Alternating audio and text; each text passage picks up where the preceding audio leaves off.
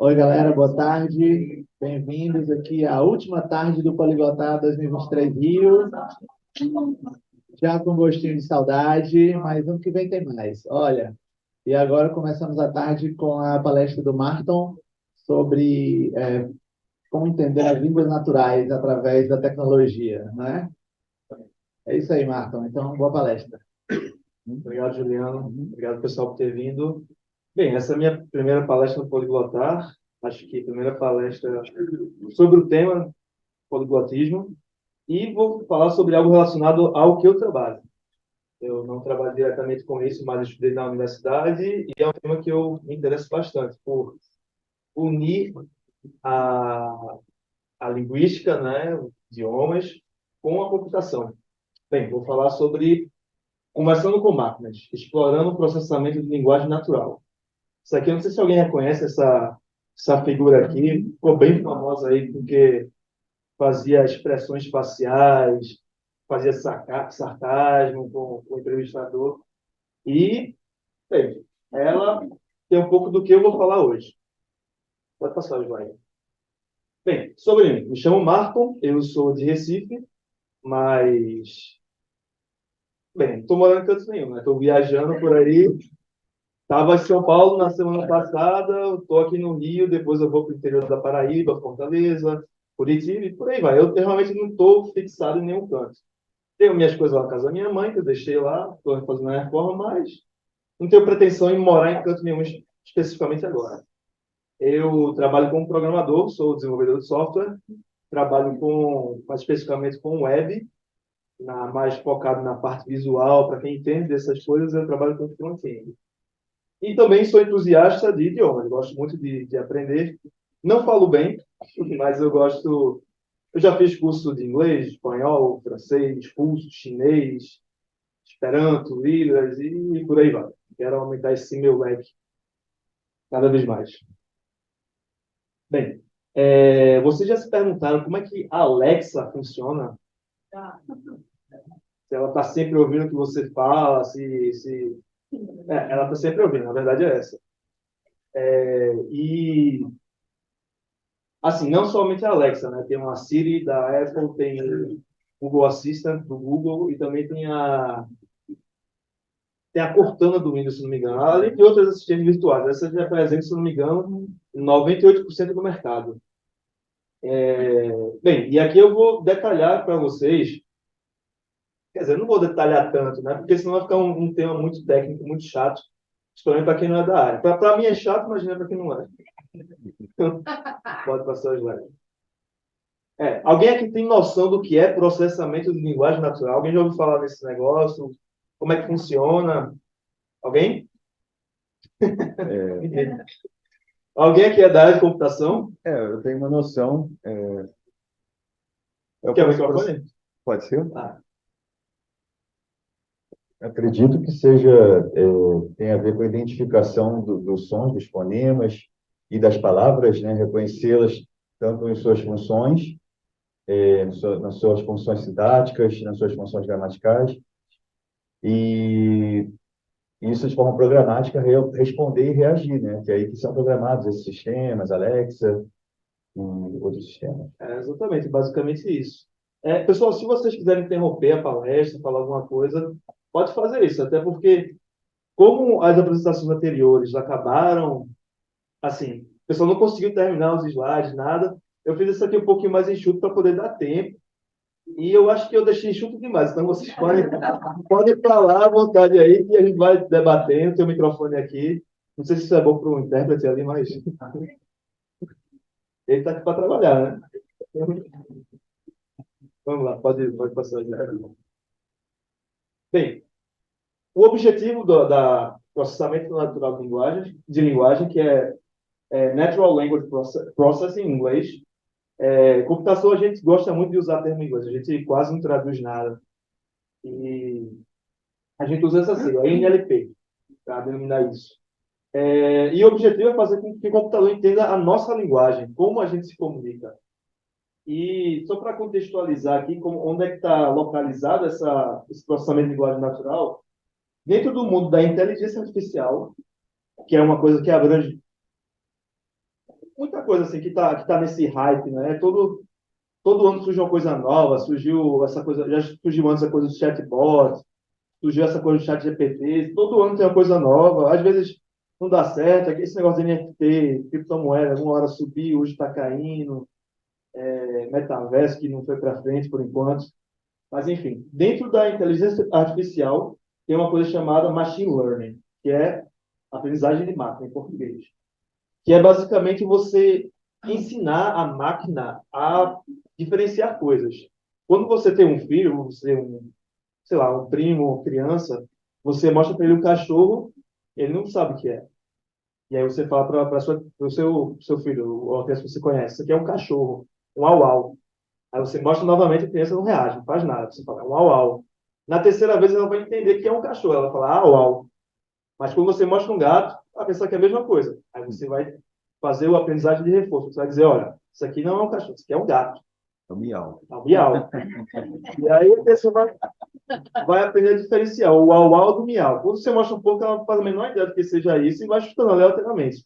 É o que acontece com o computador. O computador, ele por si só não é inteligente.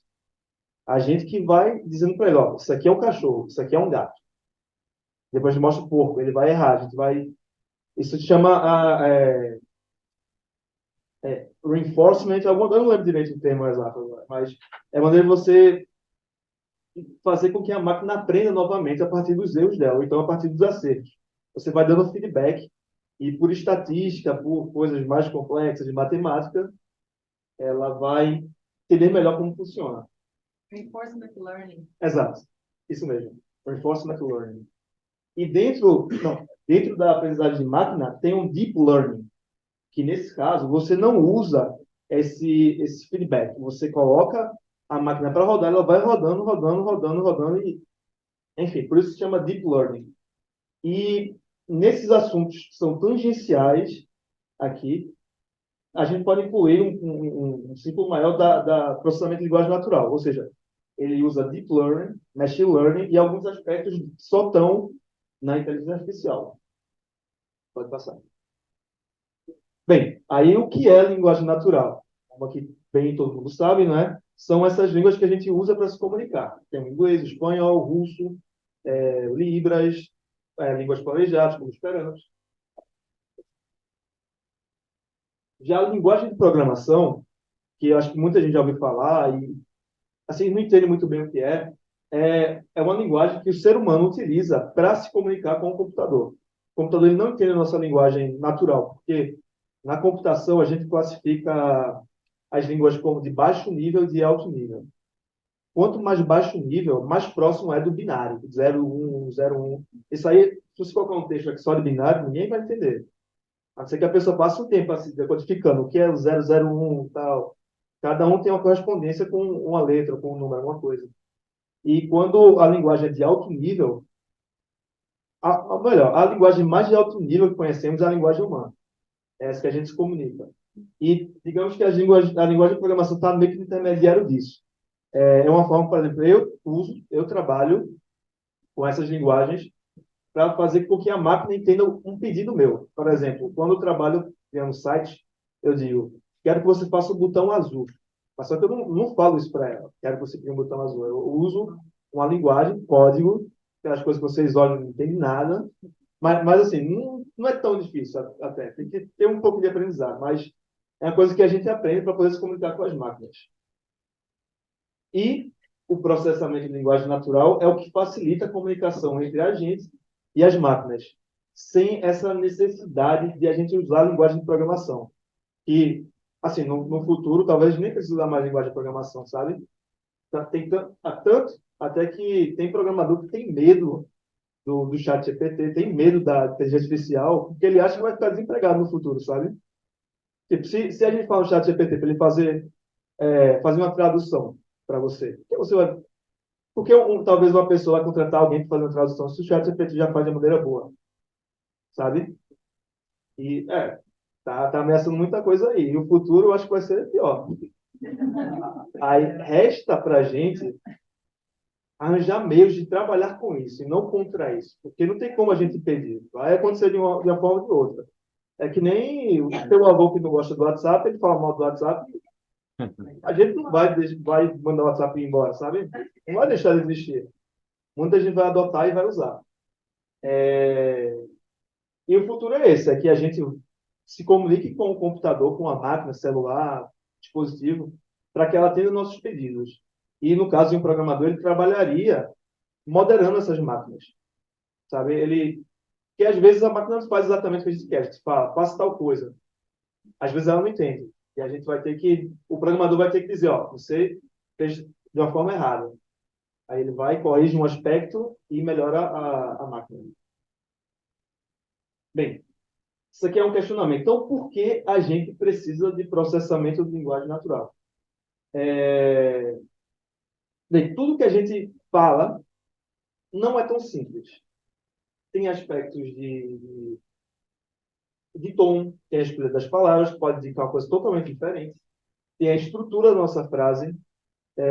Por exemplo, uma coisa que eu estava conversando com o Derek, acho que foi ontem. Lá em Recife, a gente tende a colocar a negação depois do verbo. A gente fala ainda, por exemplo, fiz não. Eu descobri que é uma coisa que não é comum aqui no Sudeste. Eu não sabia disso. E é uma coisa que só por eu falar isso, você percebe de onde eu sou, sabe? Você pode pensar, as pessoas não é daqui. E às vezes a forma que eu estruturo a minha frase também pode indicar algum, sei lá, desejo obscuro que eu tenho para fazer, sabe? Enfim, vocês devem saber, vocês sabem mais exemplos que eu sobre isso. A forma também que você pontua. Eu vi recentemente uma discussão de pessoas que trocam mensagem por WhatsApp e botam um ponto final. Tem gente que acha isso muito rude, muito, sabe? Acha muito formal e não tem essa necessidade de falar no WhatsApp super formal. Tem também gente que não escreve com letra maiúscula no início de frase, não sei se por desleixo ou porque a pessoa quer fazer um estilo diferente assim da fala. Porque, por exemplo, poema, tem muito poema que é escrito iniciando com letra minúscula. Enfim, tem várias questões que não é tão simples assim do que somente a palavra, somente o texto. Pode passar. E, bem, como eu falei, não é uma coisa fácil. Alguém aqui se atreveria a traduzir essa frase aqui? Some will say, cops kill men with a knife. With knife. Policiais são José, Marta, homem com uma faca. Mas só que, nesse caso, quem estava com a faca? Os policiais ou então o homem? Tá amigo. É um exemplo bem claro assim, de ambiguidade. E a gente não consegue identificar qual seria a intenção do autor desse artigo. Não consegue, mas a gente consegue pela situação, é mais provável que o homem estivesse com a faca do que os policiais, porque ele pode ter representado um perigo, logo os policiais abateram o suspeito, vamos dizer assim. A gente consegue chegar a esse raciocínio, que talvez a máquina não consiga, né? Mas imagine se aqui não fosse nada, fosse fire gun. Aí quebrou. Aí você não sabe quem estava com a arma, né? Se era o policial ou se era se era os policiais, se era o homem. Porque aí pode ser os dois, né? Exatamente. Matou o cara com a faca ou matou o cara que estava com a faca.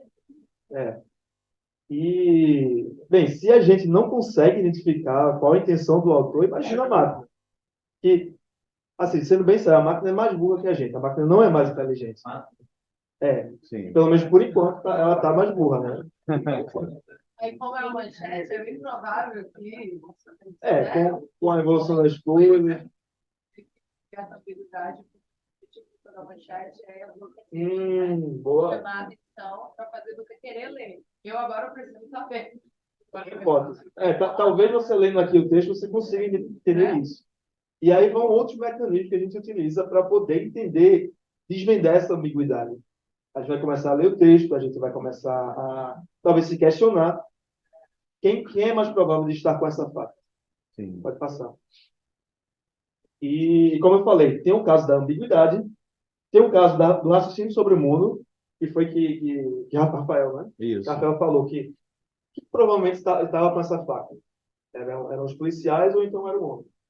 E também tem a questão da probabilística. Por exemplo, quando eu estou conversando com alguém assim no bar e falo, vamos beber uma, a pessoa já imagina que seja uma cerveja. A pessoa já prever que é uma cerveja, por conta do ambiente e por conta da estrutura da frase, né? Enfim, qual o objeto dessa frase?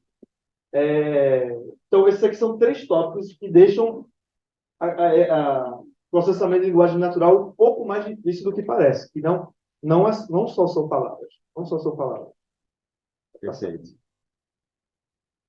E as aplicações atuais, assim, sendo bem resumido do que a gente pode fazer, quando você está usando aquele seu teclado no celular, a gente pode corrigir uma palavra, você escrever a palavra de maneira correta, de maneira errada, e o seu teclado sugere a palavra correta, ou às vezes ele nem sugere, já atualiza a sua palavra.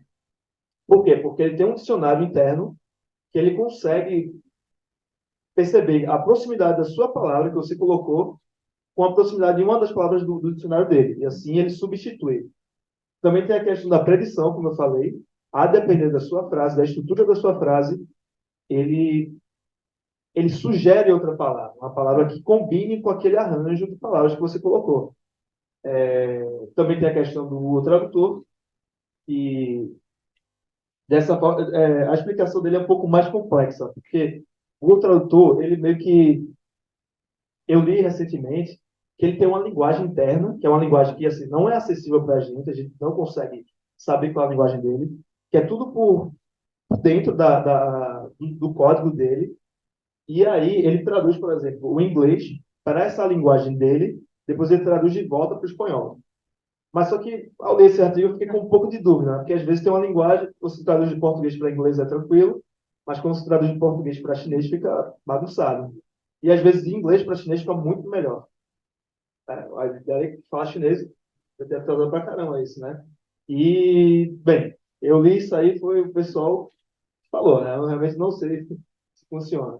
Tem a questão da Siri também, que já tem outro artifício que ela utiliza, que é o processamento da sua voz. Ela capta seus sons, capta os fonemas, a partir da frequência que você fala, do ritmo, ela consegue identificar, ele consegue montar sua frase em texto.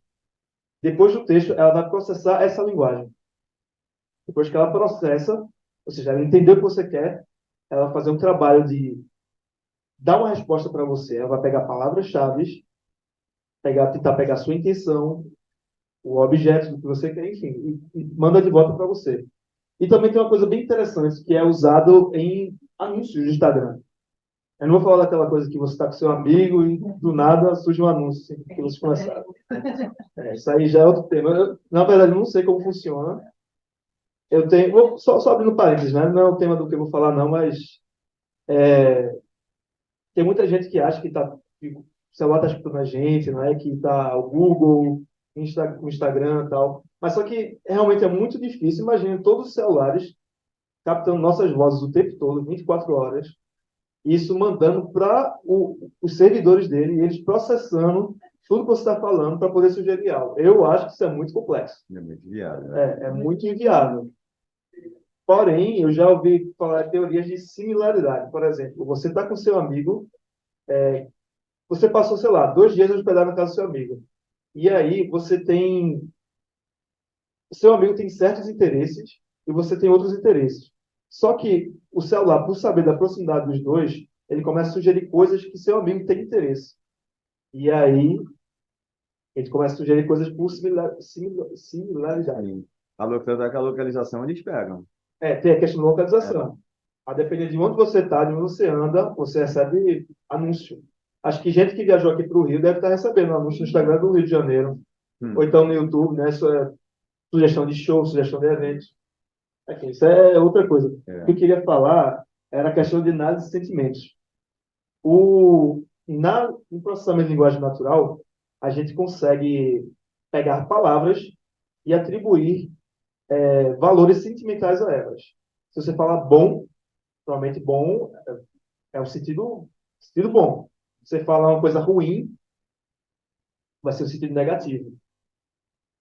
Se você falar muito bom, vai ser mais positivo ainda. Então, a depender do que você escreve, fazer um comentário num certo local, numa certa página, o computador consegue identificar o seu sentimento a respeito daquilo. E a partir disso, começa a fazer sugestões de conteúdos que podem ser bons para você.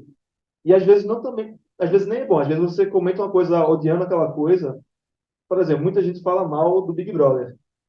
E aí, quanto mais você fala mal, às vezes parece que mais aparece, Mas né? aparece. O hater é o engajador. Pois é, tem essa questão. É Fabrício que trabalha com isso, sabe que mesmo você comentando uma coisa que você não gosta, essa coisa pode Você está dando ibope. dando hipótese. Essa coisa pode aparecer mais para você. Às vezes é um desejo que você tem lá e não quer admitir, né? Você gosta daquilo, mas fala mal. Mas, enfim. Exatamente, pode passar. Bem, foi bem rápido o que eu quis falar. Pode dizer.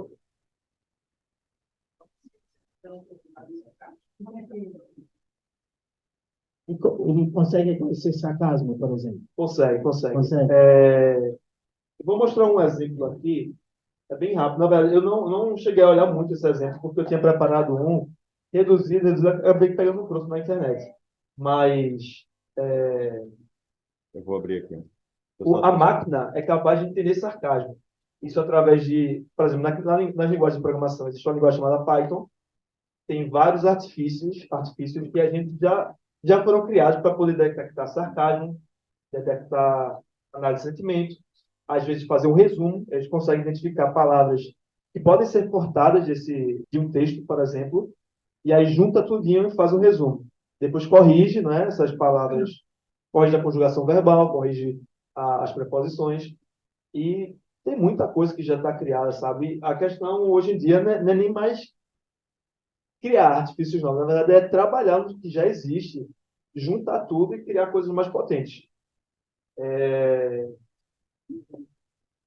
Eu tinha feito um exemplo com sarcasmo, mas que não funciona muito bem. Acho que a biblioteca que eu utilizei do Python não estava entendendo sarcasmo. Como eu falei, a máquina não é tão inteligente quanto a gente imagina. Porque quem fez aquilo foram seres humanos. E às vezes os seres humanos não são inteligentes. Não, isso é uma coisa interessante de falar, porque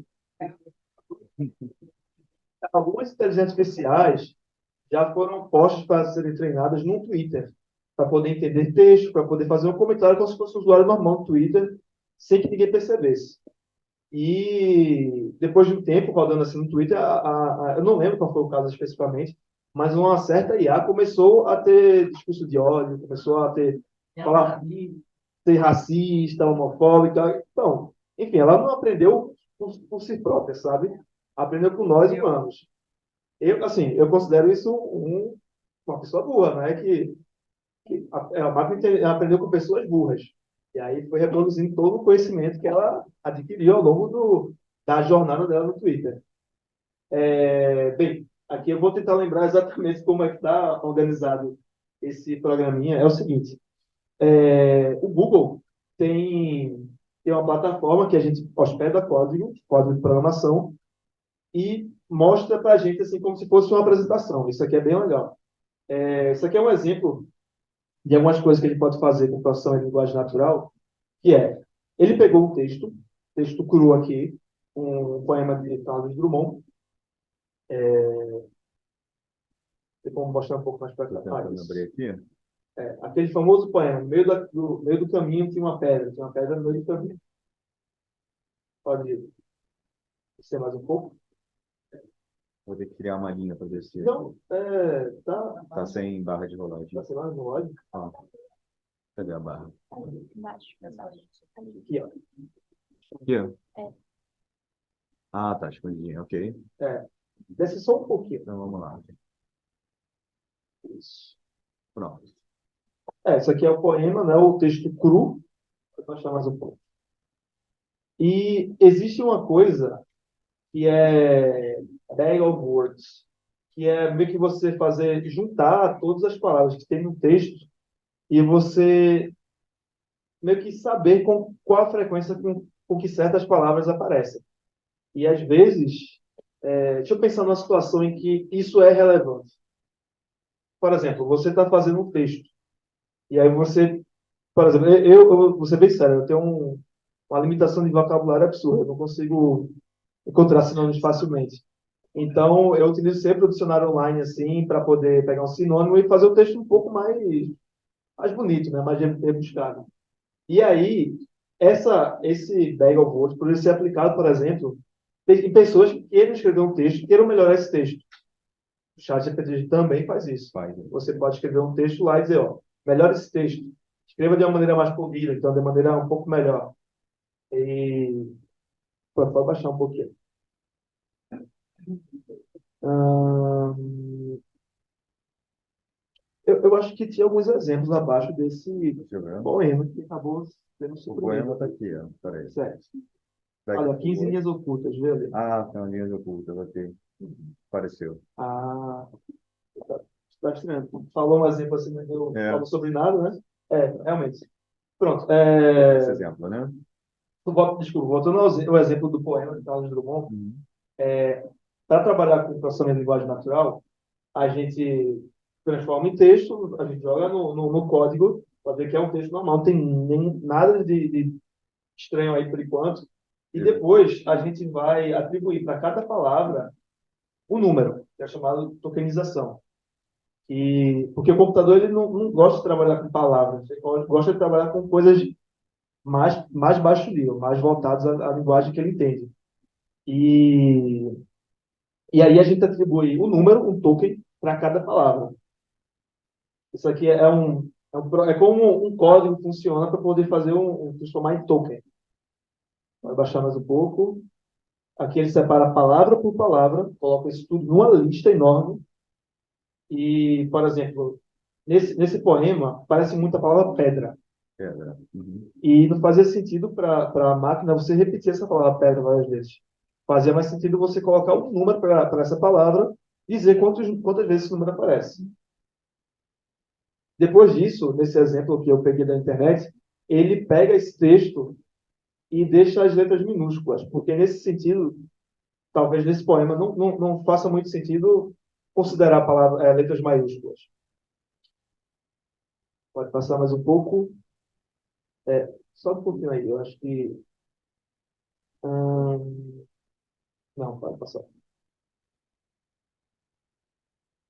Pronto, tem a questão do stop words. No caso desse poema, existem certas palavras que não precisam ser consideradas, por exemplo, artigos definidos. Uma pedra. Você pode omitir esse uma, porque no caso dessa análise não faz sentido você saber se é um artigo, se é definido, se é masculino, se é feminino. O principal é pedra. A palavra que importa é pedra. E aí ele faz essa remoção de palavras, ele passa uma lista, desse pouquinho. Ele remove algumas preposições para com, remove alguns artigos, uma, hoje, também remove outras palavras como quando, muito, as, seus, quem, coisas que para ele não vai fazer interferência na análise que ele quer fazer. Ele quer pegar só as palavras que importam daquele texto, né? Exato. Sem tirar artigos, pronomes, determinantes, né? Exatamente. Para entender o caso e o contexto, né? Do que está sendo falado. E nesse momento, enquanto falamos de Carlos Drummond, Pois é, o cara passou. Aí rebusca o texto todo e vai. vou repetir. Enquanto isso, o Carlos Drummond de Andrade se revirando no túmulo. Passou um tempão para escolher a palavra, a preposição correta, não é? Para caber assim no verso, não ter uma sílaba a mais. E a repetição tem um. E a gente aqui jogando tudo fora, porque a gente acha que não faz sentido, não é? Para o que a gente está fazendo. Aí quando você vê aqui, esse texto já está atualizado com essas modificações que foram feitas. E o texto fica assim, ó, meio caminho, pedra, pedra, meio caminho, pedra, meio caminho, pedra, nunca esquecerei desse acontecimento da vida, retinas tão fatigadas, nunca esquecerei, meio caminho, pedra, pedra, meio caminho, meio caminho, pedra. Aí você olha assim, você pensa que o cara sabe escrever direito, né? Poema super enxuto aí, só com as palavras que para essa análise são relevantes. Pode baixar mais um pouco. Lematização. Lematização. Nessa análise também, o autor ele quis ele imaginou que os verbos conjugados não fariam diferença. Não faz diferença eu falar esquecerei, esqueci, ou então esquecer. Então, ele vai pegar cada verbo e deixar na sua forma definitiva, Original. original. Aqui também é a parte do código que faz isso.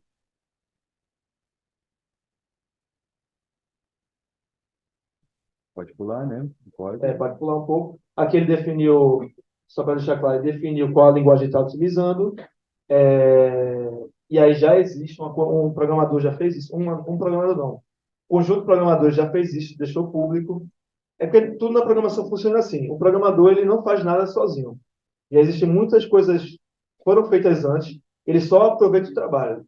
Às vezes a gente chega a um nível de abstração que a gente percebe que a gente, as coisas só funcionam porque existia muita gente antes da gente, sabe? Eu mesmo trabalho com programação, mas eu não, se eu abrir um computador, assim, eu não sei trabalhar com hardware, não sei mexer no HD, sabe? Às vezes minha avó não, minha mãe pede para eu trocar o HD do computador dela, eu não sei. Ela fala, tu não trabalha com computação? Aí, infelizmente, eu não sei, né? O meu irmão, que tem nada a ver com computação, ele sabe melhor que eu. Mas, enfim, essa é a questão da abstração na programação. Aqui, depois que a gente fez essa lematização, você percebe que alguns verbos, eu não sei se tem mais de um verbo aqui, mas, enfim, esquecer, ficou no infinitivo, fatigar, esquecer novamente. Acho que isso. E aqui é o que eu estava explicando, Pega of Words, que ele vai pegar todo esse conjunto restante de palavras e palavras modificadas, e ele vai selecionar esses dados, depois ele vai gerar o vocabulário, e depois, enfim, formar vetor, ele vai basicamente pegar essas palavras e dizer quais que são mais frequentes. E, a partir dessas palavras frequentes, ele vai perceber quais são as palavras mais importantes. Nesse caso aqui, a gente percebe que pedra aparece muito, caminho aparece muito, meio também. Eu abaixo um pouquinho, só para ver como é que ele fez aí. Baixa mais um pouquinho, mais um pouquinho. Aqui já está gerando vocabulário. Acho que pode passar isso daí. Pode passar? Muitos detalhes técnicos. Tá. Formando o vetor do documento? Não. Exatamente. Vê se consegue dar um zoom nessa tabelinha. A tabela não está muito bem apresentada, né? Acho que seria melhor inverter assim, em vez de trocar linha por coluna, que não faz muito sentido. Mas, enfim, talvez não esteja Ele está mostrando, com não, mas, dificuldade de ampliar. mas a gente percebe que existem palavras que são mais importantes que outras nesse texto. E a partir disso a gente pode fazer, enfim, o que a criatividade permitir, né? A gente pode presumir o que é importante nisso daí. A gente pode fazer trocar a pedra por outra coisa, fazer uma paródia desse poema. A gente pode, sei lá, eu realmente não consigo pensar aqui, mas se você jogar no chat GPT, ele vai dizer o que a gente pode fazer com isso também. Às vezes é uma boa ferramenta para usar a criatividade. Bem, pode voltar lá para o slide? Voltar para o slide. Pode falar. Quer falar entendi mesmo? um pouco. Vê se é excepção, diga aí. Agora, eu me perdi um pouco. Então, o objetivo aqui Aham. era transferir essa linguagem para a linguagem da máquina, então. Era isso? Era Não, o objetivo. Eu só mostrei uma forma de brincar com esse texto. Era uma forma de a gente ver o que a gente pode fazer com aquilo. Nessa situação, ele quis mostrar quais palavras eram mais frequentes, tirando as palavras que não eram importantes, tirando as conjugações, que às vezes uma conjugação. Às vezes você pode ter um verbo que está conjugado de várias formas, mas só que a base do verbo, aquela base no infinitivo, seja mais importante, sabe? Foi só uma forma de mostrar como a gente pode brincar, e aí você pode usar a sua criatividade para poder fazer coisas novas a partir disso. E ali é na programação, como acontece. Exatamente, exatamente. Obrigada. Aquilo ali, posso adicionar um comentário? Claro. Exatamente como a máquina faz o processamento básico de um texto humano. ela pega aquela frase, ela tokeniza, né? Ou seja, transforma cada palavra numa unidade individual que ela vai processar, e aí você tem várias opções. Naquele exemplo, ele quis suprimir os artigos, por exemplo, vou cortar tudo que é artigo, pronomes, para quê? Para pegar as palavras principais das frases, os substantivos dos verbos, e ele também optou por colocar os verbos na sua forma infinitiva, Sim. né? Porque ele não precisa, aquele processo que ele chamou de lematização, né? Aham. E aí, com aquele conjunto de informações, ele também fez um código para gerar uma tabela e atribuir um peso a cada uma dessas palavras. Exato. Essa palavra ocorre X vezes na frase, então ela deve ser mais importante, ela deve ser o assunto principal que está sendo falado. É assim que a gente faz a máquina entender, né?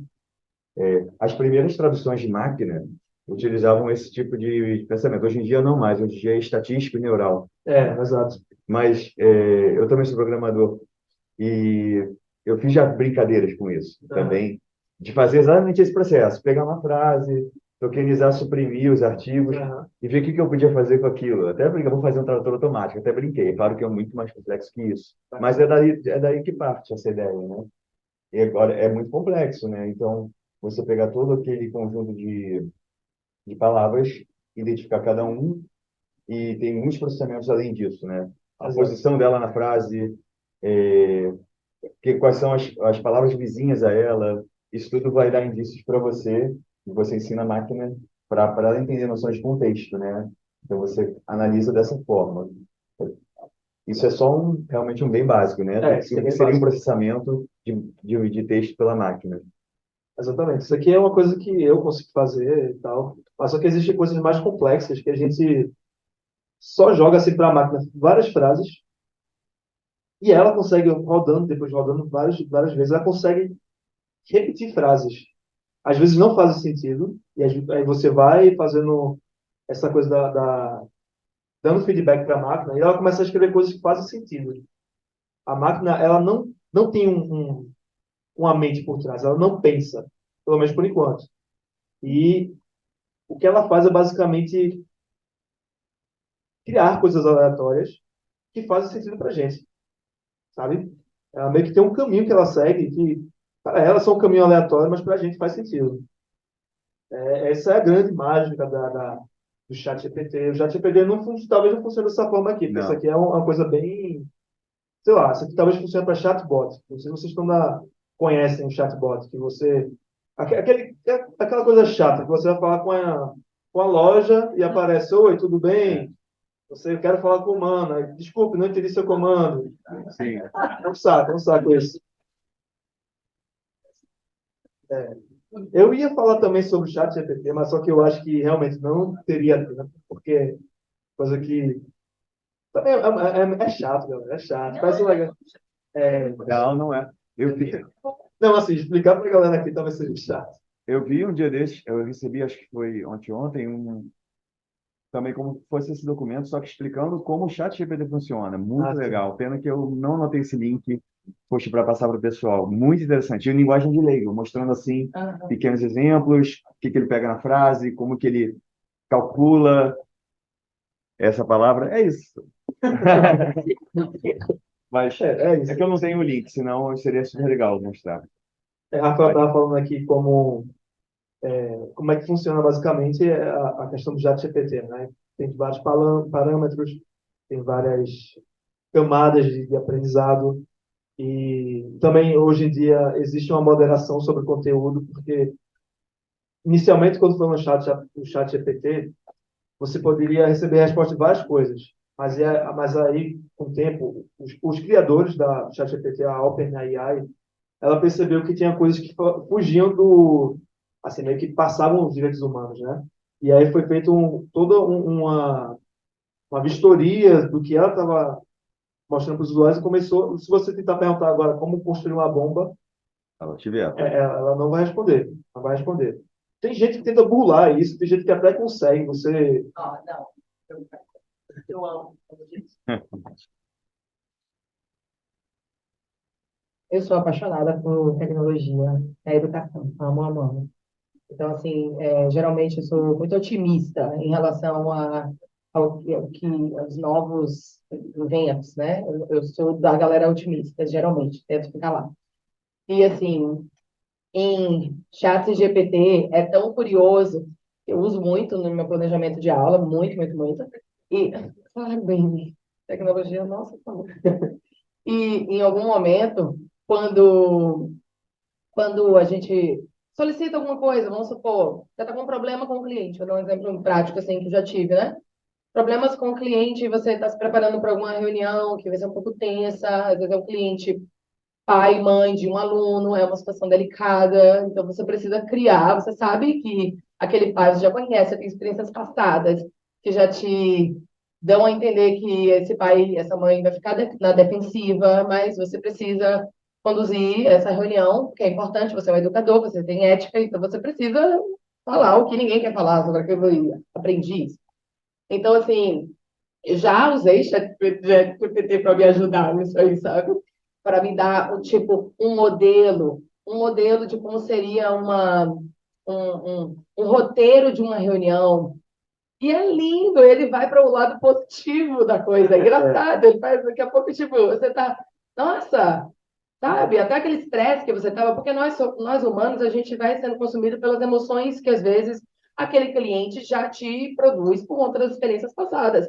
E chega um momento, eu sou empreendedor, e no momento você quer, né, olhar para ele como cliente, mas às vezes não, sabe? Fica que ele entenda o que é errado. E não é bem assim, não é assim que a gente conduz nenhum tipo de negócio. Então, assim, eu já utilizei muito, e é muito curioso, foi nesse período pós-revisão também. Sim, sim. E realmente foi uma condução, assim, para me dar realmente soluções. Você entende? Não me deu realmente a resposta, não encontrou o meu cliente e resolveu o meu problema, não. Mas ajudou pra caramba a abrir a minha mente para a possibilidade de organizar um roteiro que fosse positivo. Eu apliquei, deu super certo, e problema resolvido, você entende?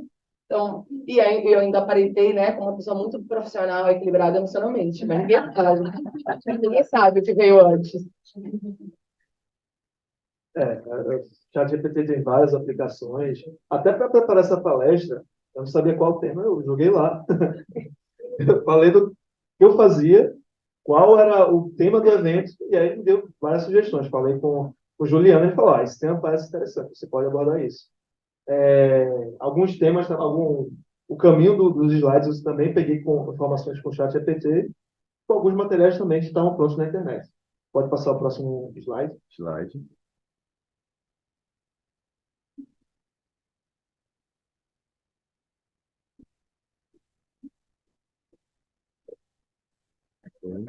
Tem que clicar lá. Não.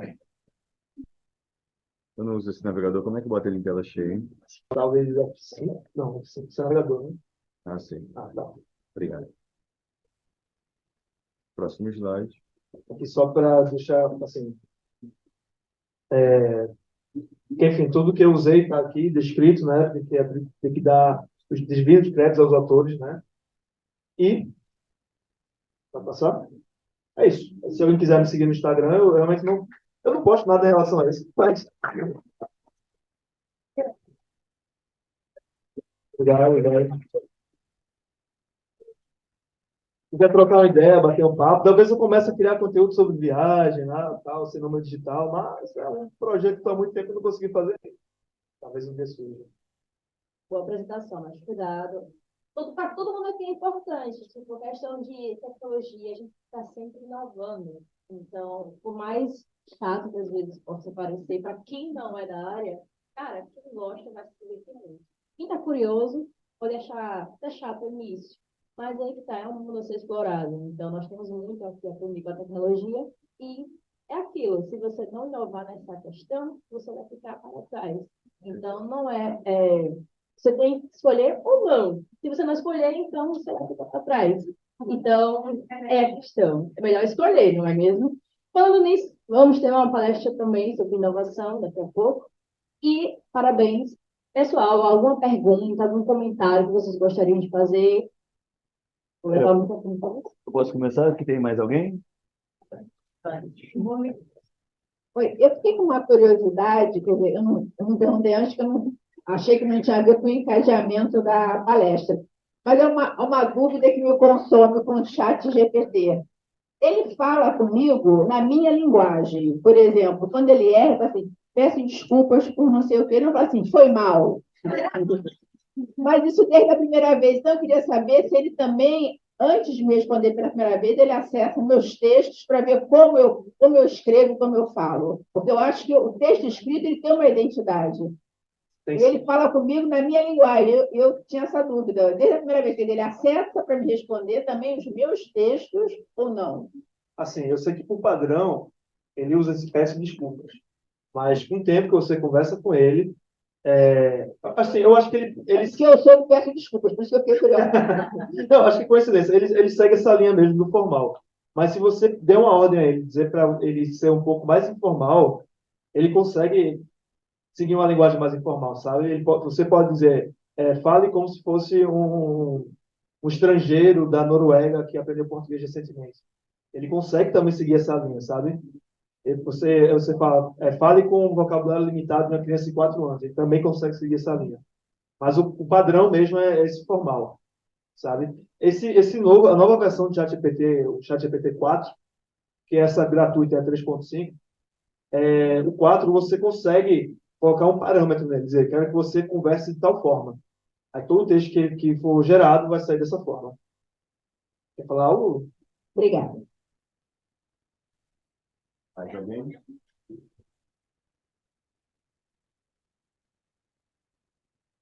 Só um pouquinho, só para acrescentar o que você tinha falado, né, você colocar o comando, né, ensinar. Então, às vezes, até eu uso com meus alunos, a gente escrever um texto, passar para ele e avaliar. Como está o meu estilo de redação? Como que eu estou escrevendo? E ele fala, não, seu texto é um pouco legal, você usa palavras mais informais. O aluno consegue perceber, para mim, estou escrevendo mal, escrevendo bem. Então, a gente usa, mas sempre perguntando e, à medida que você vai alimentando contextos, ele ganha mais conhecimento, ele entende melhor como você escreve, e justamente você falou, você pode também mudar. Então, muitas vezes eu peço para eles, coloca as informações que você quer na redação, eu quero uma redação, mas você dá ordem como você estivesse falando com uma máquina. E você é um aluno do 6º ano, você tem que escrever uma redação sobre tal tema. Como você vai colocar isso? Ele dá isso pensando no aluno do 6º ano. Então, isso facilita para eles entenderem o que eles precisam produzir, né? Não é para copiar e colar, mas ter um modelo, né? Para eles entenderem melhor. Eu vejo eu somente falar, escreve assim, mas ele vê um exemplo claro e isso ajuda. Isso é muito bom para quem está aprendendo, né? Quiser algumas correções, mas tem que ficar de olho nisso, né? Porque, como eu falei, a máquina foi treinada por nós humanos. A gente comete erros, além dos próprios erros da máquina, porque a máquina não é inteligente, ela gera coisas aleatórias, às vezes não faz sentido. Aí é bom também você não confiar 100% no que ela diz. Você está sempre com a pulguinha atrás da orelha. Se ela falar algo que faz sentido, você, faz sentido. Se não fizer tanto sentido assim, duvide, vá buscar informações. Porque é bem comum o ChatGPT errar dados, errar, sei lá, um dia desses eu estava colocando um texto esperando, assim, ele inventou uma palavra, porque assim, a palavra faz até sentido, sabe? Eu acho que ele pensou isso também. A palavra faz sentido, mas só que não existe. Acho que Derek quer falar uma coisa. Não,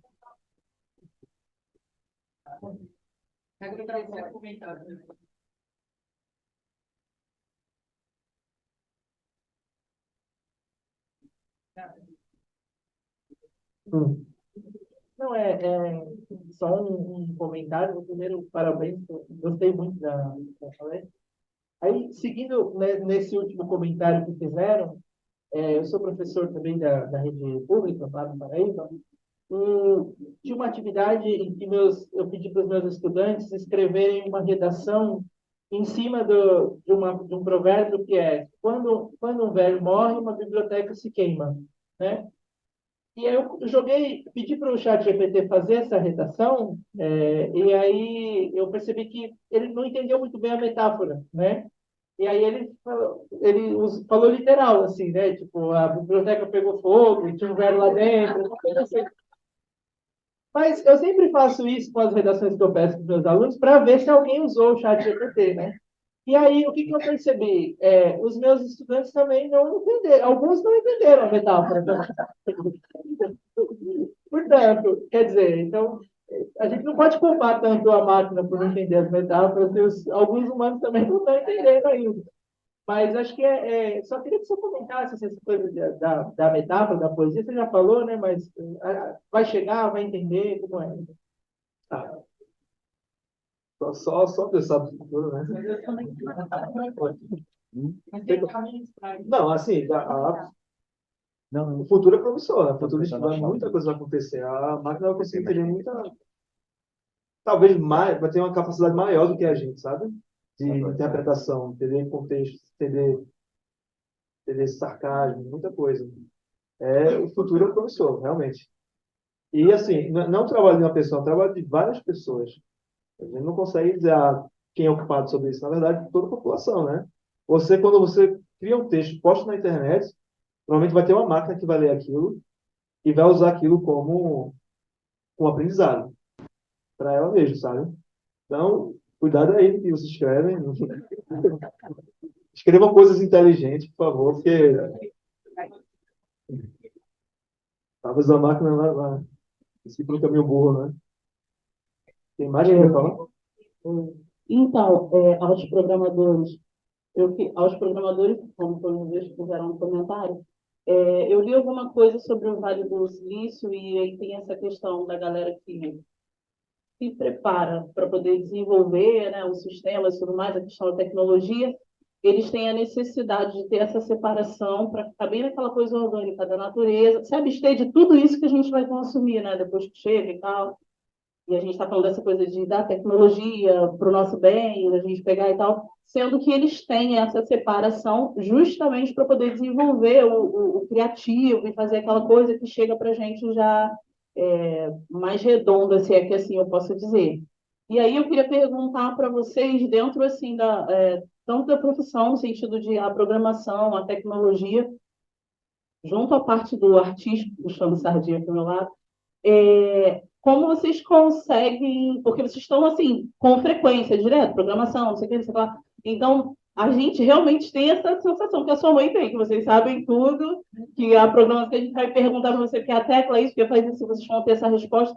Como vocês, como profissionais e como seres humanos, assim, têm fazem para não perder essa sensibilidade ou de repente até, né, fica, às vezes perde, porque é natural, né, a gente perder, mas como que vocês trabalham isso? Como é para vocês lidar com isso, né? Não somos máquinas, não somos seres humanos. Assim, para a gente não virar uma máquina, é só pensar assim. É para essa coisa é porque a internet, o Google, dá para gente tudo pronto. Sim. Entendeu? É mais prático para a gente chegar ali, pegar bem a solução e tal. Só que a galera que se prepara para mandar isso para a gente, eles respiram uma coisa orgânica.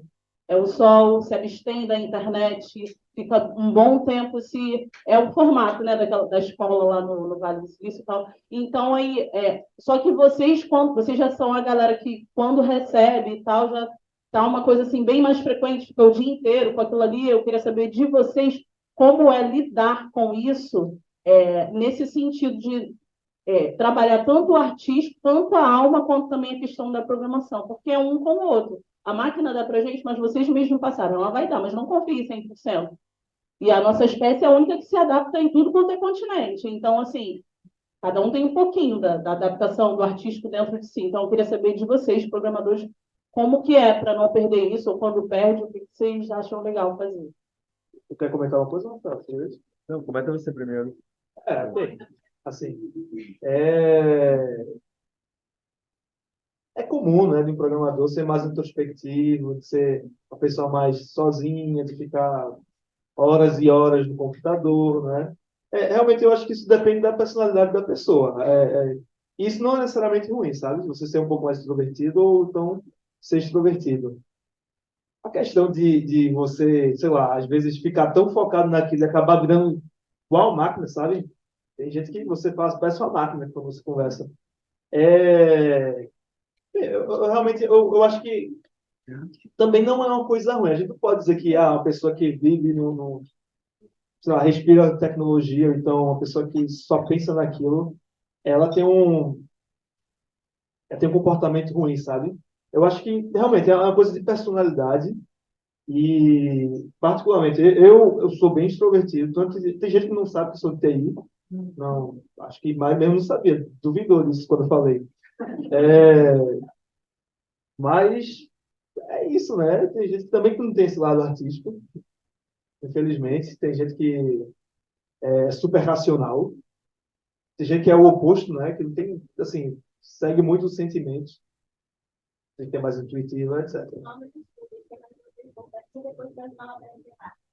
Não, era só um comentário sobre o texto, né, que não entendeu a metáfora, e cada vez está se aprimorando por causa dos tradutores. Toda a tradução feita nessas memórias de tradução, agora o tradutor é forçado a usar essa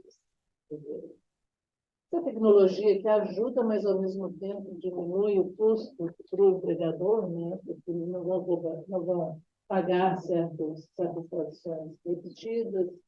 Além disso, o harmonizamento acaba contribuindo para que tudo melhore, né? Agora, os tradutores estão começando a pensar que tem que ser cobrado por esse armazenamento, porque, afinal de contas, a tradução, né, é uma obra original do intérprete, do tradutor. E isso está sendo vendido e reutilizado às custas de muitos tradutores por aí. Mas está melhorando, tá? E a tecnologia vai conseguir, eventualmente, falar até melhor que Isso é uma coisa preocupante, né? De você, assim, não está muito claro o que é que o chat GPT faz com seus dados, depois que você escreve lá. Ele pode, tem quem diga que esses dados são reaproveitados para treinar novamente a máquina. Tem gente que diz que não está sendo utilizado, ele só ignora o que você escreve. Assim, ele usa o que você escreve na hora, mas depois ele descarta. Então, assim, tomem cuidado também com o que vocês escrevem lá por lá, né? Se você coloca algum dado pessoal, se coloca alguma informação do cliente, informação sua, e isso pode estar sendo utilizado pelo pessoal da OpenAI. Então, assim, tem nada garantido, sabe? E é isso também, realmente. Eu acredito que, de certa forma, ele vai aprender com o que a gente escreve, nossos inputs, e, e vai ser cada vez mais melhorado por conta de nós mesmos, dos tradutores, pessoas que corrigem isso. Eu queria voltar só um pouquinho atrás, aí, quando se falou de perder a criatividade, ficar mecanizado quando você desenvolve, né? Eu estou 42 anos nessa área de tecnologia, tá? E eu não me sinto nada mecanizado, porque eu acho que todo tipo de trabalho tem duas coisas. Tem a parte criativa, no nosso caso é criar soluções, né? Que a gente às vezes tira do nada uma solução bacana, e depois onde é o mecânico? Em escrever isso em linguagem de programação, né? Então, separar isso que tem a criatividade e o que é mecanizado. E, assim, eu sou um cara que há 30 anos atrás apostei num low-code, que é uma inteligência artificial que tinha, Lisp, né, chamada, e uso. Até hoje o pessoal diz assim, mas será que isso vai ocupar o nosso lugar? Será que vai vir monstros e coisa e tal, né? Na verdade, a gente continua dando boas soluções. Então, sempre tem que separar isso. E eu separo muito isso no desenvolvimento de software, né? Tanto que hoje eu já não mecanizo mais nada, né? Não faço mais programação, mas continuo dando soluções. Isso é uma coisa interessante, essa coisa que o programador ele não só tem essa parte de ficar pensando, também é criativo.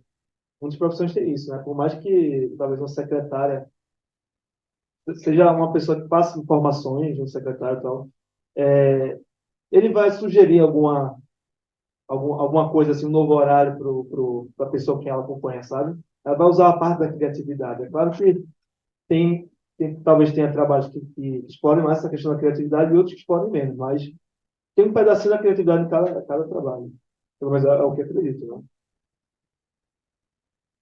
E eu acho que é isso, né? Acho que foi a última pergunta. A gente pode encerrar. Legal, gente. Então, mais uma pergunta não, né? A gente já passou do horário também. Então, vamos parabenizar